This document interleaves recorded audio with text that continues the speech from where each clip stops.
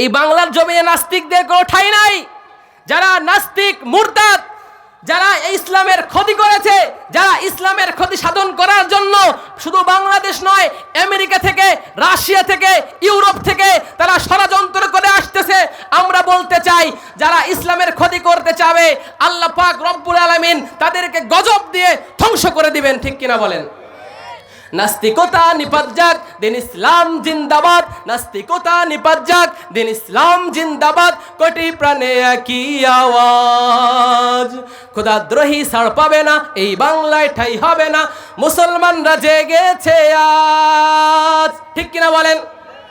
তোলো তোলো আওয়াজ তোলো, জোর কদমে সামনে চলো, সবাই মিলে একই তালে দাও না স্লোগান। নারায়ে তাকবীর, নারায়ে তাকবীর। দিন ইসলাম, দিন ইসলাম জিন্দাবাদ, জিন্দাবাদ। ইসলামেরই জন্য দেশের হয়েছে জন্ম, ইসলামের বিরুদ্ধে গেলে দেশ হবে ভিন্ন। ঠিক কিনা বলেন? ইসলামেরই জন্য দেশের হয়েছে জন্ম, ইসলামের বিরুদ্ধে গেলে দেশ হবে ভিন্ন। ইসলামের বিরুদ্ধে যারা নিয়েছো অবস্থান, এই বাংলায় ঠাই হবে না, যাও হিন্দুস্তান। তোলো তোলো আওয়াজ তোলো, জোর কদমে সামনে চলো, সবাই মিলে একই তালে দাও না স্লোগান। নারায়ে তাকবীর, নারায়ে তাকবীর। দিন ইসলাম, দিন ইসলাম জিন্দাবাদ, জিন্দাবাদ। মুসলমানের এই দেশেতে নাস্তিকদের ঠাঁই নাই। নাস্তিকদের পক্ষে যারা, তাদের কোনো রক্ষা নাই। ঠিক কিনা বলেন? মুসলমানের এই দেশেতে নাস্তিকদের ঠাঁই নাই। নাস্তিকদের পক্ষে যারা, তাদের কোনো রক্ষা নাই। এই দেশেতে থাকতে হলে কোরআন মানতে হবে। কোরআন না মানলে তারা বিতাড়িত হবে। তোলো তোলো আওয়াজ তোলো, জোর কদমে সামনে চলো, সবাই মিলে একই তালে দাও না স্লোগান। নারায়ে তাকবীর, নারায়ে তাকবীর। দিন ইসলাম, দিন ইসলাম জিন্দাবাদ, জিন্দাবাদ। মাশাআল্লাহ। আল্লাহ পাক রব্বুল আলামিন কুরআনুল কারীমের 30 নম্বর পারা 85 নম্বর সূরা, সূরা বুরুজের মধ্যে আল্লাহ রব্বুল আলামিন 4টা জিনিসের কসম খেয়েছেন। আল্লাহ রব্বুল আলামিন সূরা বুরুজের মধ্যে সুন্দর করে বলেন, ওয়াস-সামাঈ যাতিল বুরুজ। জোরে বলুন আল্লাহু আকবার। আল্লাহ রাব্বুল আলামিন বলতেছেন কসম গ্যালাক্সির। 2 নম্বরে আল্লাহ রাব্বুল আলামিন বলেন ওয়াল ইয়াউমিল মাউউদ। এখানে মুফাসসিরিন ইকরামরা বলেন ওয়াল ইয়াউমিল মাউউদ মানে হলো কিয়ামতের কসম খেয়েছেন আল্লাহ রাব্বুল আলামিন। 2 নম্বরে কিয়ামতের দিনের কসম খেয়েছেন। 3 নম্বরে আল্লাহ রাব্বুল আলামিন বলেন ওয়াশাহিদিন ওয়া মাশহুদ। আল্লাহ রাব্বুল আলামিন প্রত্যক্ষকারী এবং প্রত্যক্ষকৃত বিষয়ের কসম খেয়েছেন। তার মানে সূরা বুরুজের 3টে আয়াতে আল্লাহ রাব্বুল আলামিন 4টি বিষয়ের কসম খেয়েছেন। 4টি বিষয়ের কসম খাওয়ার পরে আল্লাহ রাব্বুল আলামিন বলেন কুতিলা আসহাবুল উখদুদিন নারি যাতিল ওয়াকুদ। জোরে বলুন আল্লাহু আকবার। আল্লাহ রাব্বুল আলামিন বলেন কুতিলা আসহাবুল উখদুদ, আসহাবে উখদুদ তারা ধ্বংস হয়ে যাক। তারা কি জন্য ধ্বংস হয়ে যাক? আসহাবুল উখদুদ যারা ছিলেন তারা গর্ত খনন করেছিলেন। কি খনন করেছিলেন বলেন? গর্ত খনন করেছিলেন। শুধু তাই নয়, গর্ত খনন করার পরে আন্নারি যাতিল ওয়াকুদ তারা সেই গর্তের মধ্যে আগুন জ্বালিয়েছিলেন। কি করেছিলেন বলেন? আগুন জ্বালিয়েছিলেন। আগুন জ্বালানোর পরে তারা ইদহুম আলাইহা কুউদ সেই আগুনের কিনারার মধ্যে বসেছিলেন। আল্লাহ রাব্বুল আলামিন বলেন তারা সেই আগুনের কিনারার মধ্যে বসে কি করেছিলেন? وهم على ما يفعلون بالمؤمنين شهود। তারা আগুনের কিনারার মধ্যে বসে, মুমিনেরা আগুনের মধ্যে জ্বলেছিল, মুমিনদের উপরে নির্যাতনের স্টিম রোলার জারি করা হয়েছিল, মুমিনদেরকে জ্বলন্ত আগুনের মধ্যে তাদেরকে ফেলে দিয়ে আগুনের মধ্যে জ্বালানো হচ্ছিল, আর সেই জ্বালানোর দৃশ্য তারা সেখানে দেখেছিল। আল্লাহ রাব্বুল আলামিন পরের আয়াতের মধ্যে বলেন, ওয়ামা নাকামু মিনহুম ইল্লা আন ইউমিনু বিল্লাহিল আজিজিল হামিদ। জোরে বলুন আল্লাহু আকবার। ইমানদারদের কোনো দোষ ছিল না, মুসলমানদের কোনো অপরাধ ছিল না, মুমিনদের কোনো অপরাধ ছিল না। মুমিনদের শুধুমাত্র একটা অপরাধ ছিল, মহাপরাক্রমশালী আল্লাহর উপরে ঈমান আনা। তাদের আর কোনো অপরাধ ছিল না। আল্লাহর উপরে ঈমান আনার কারণে, আল্লাহর উপরে ইয়াকিন আনার কারণে তারা সেখানে হাজার হাজার লক্ষ লক্ষ ইমানদারদেরকে আগুনের মধ্যে জ্বালিয়েছিল। মুসলমানদের কোনো অপরাধ আছে বলেন? আমাদের পার্শ্ববর্তী রাষ্ট্র ভারত, ভারত সরকার সেখানে মুসলমানদের বাবরি মসজিদ ভেঙে সেখানে রাম মন্দির নির্মাণ করলো। ভারতের মুসলমানদের কোনো অপরাধ ছিল? তারা কি নরেন্দ্র মোদীর গদি উচ্ছেদ করেছে? তারা নরেন্দ্র মোদীর গদি উচ্ছেদ করতে যায় নাই। মুসলমানদের একটাই অপরাধ, তারা ঈমান আনলো। কি অপরাধ বলেন?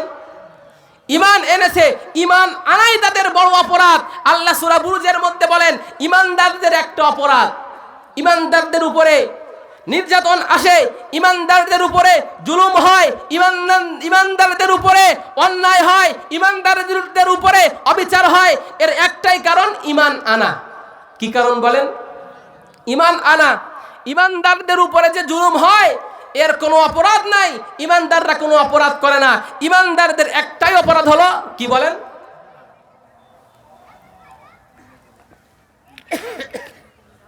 ঈমানদারদের একটাই অপরাধ, ঈমান আনা।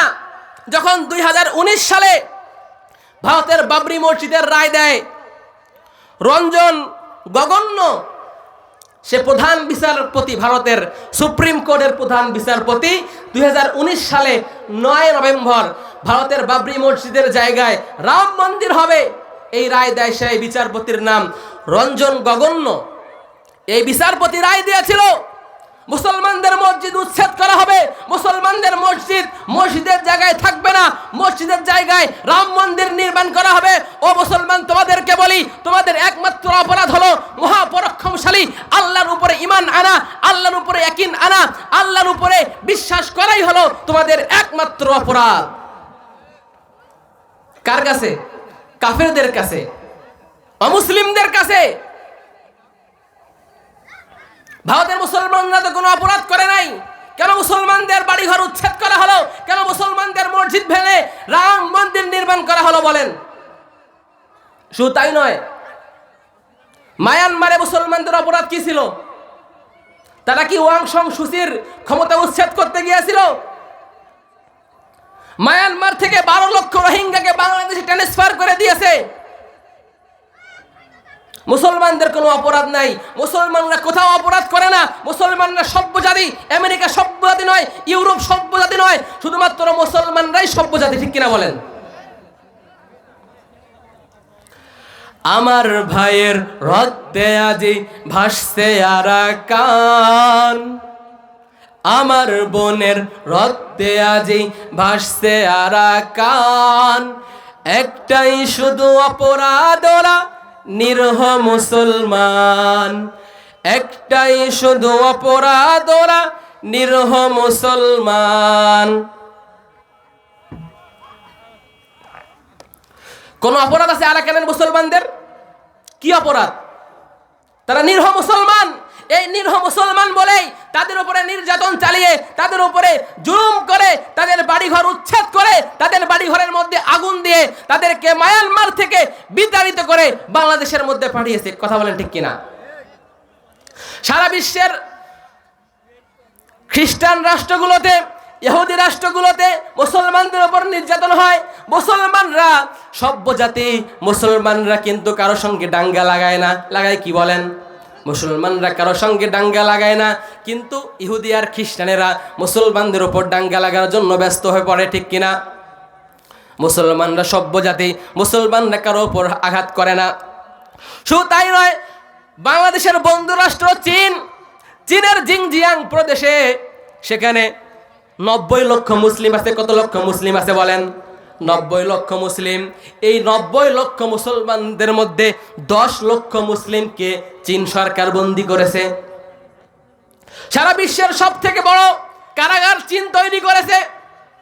সারা বিশ্বের সব থেকে বড় কারাগার চীন তৈরি করেছে। সেই কারাগারের মধ্যে 1 লক্ষ 2 লক্ষ নয়, 10 লক্ষ মুসলমানদেরকে চীন বন্দী করে রেখেছে। ও মুসলমান, এখনো ঘুমিয়ে আছো তুমি? চীনের মধ্যে মুসলমানদের উপর নির্যাতন হয়, 10 লক্ষ মুসলমানদেরকে চীন সরকার সেখানে বন্দী করে আবদ্ধ করে রেখেছে। মুসলমানদের একটাই অপরাধ, মুসলমানদের একটাই অপরাধ, ঈমান আনা। কি করা বলেন? ঈমান আনা। ঈমান আনা ছাড়া তাদের আর কোনো অপরাধ নাই। আল্লাহর উপরে বিশ্বাস করেছে, এটাই তাদের অপরাধ। তারা মুহাম্মদ সাল্লাল্লাহু আলাইহি ওয়াসাল্লামকে নবী মেনেছে, এটাই তাদের অপরাধ, আর কোনো অপরাধ নেই। কয়টা অপরাধ বলেন? মাত্র একটা অপরাধ। কি? ঈমান আনা। ঈমান আনার কারণে আল্লাহর পয়গম্বর তাইফে রক্ত দিয়েছে, ঈমানের দাওয়াত দিয়েছে বলে আল্লাহর পয়গম্বর উহুদে রক্ত দিয়েছে, ঈমানের দাওয়াত দিয়েছে বলে আল্লাহর পয়গম্বর মক্কার রন্ধ্রে রন্ধ্রে রক্ত দিয়েছে, ঠিক কিনা বলেন? আল্লাহর পয়গম্বর রক্ত দিয়েছে, সাহাবায়ে কেরামরা রক্ত দিয়েছে, ইউরোপে সাহাবায়ে কেরামরা রক্ত দিয়েছে, চীনের মধ্যে সাহাবায়ে কেরামরা রক্ত দিয়েছে, ভারত উপমহাদেশে সাহাবায়ে কেরামরা রক্ত দিয়েছে। একটাই অপরাধ, কি আনা? ঈমান আনা। এই ঈমানের অগ্নি পরীক্ষার মধ্যে আল্লাহ রাব্বুল আলামিন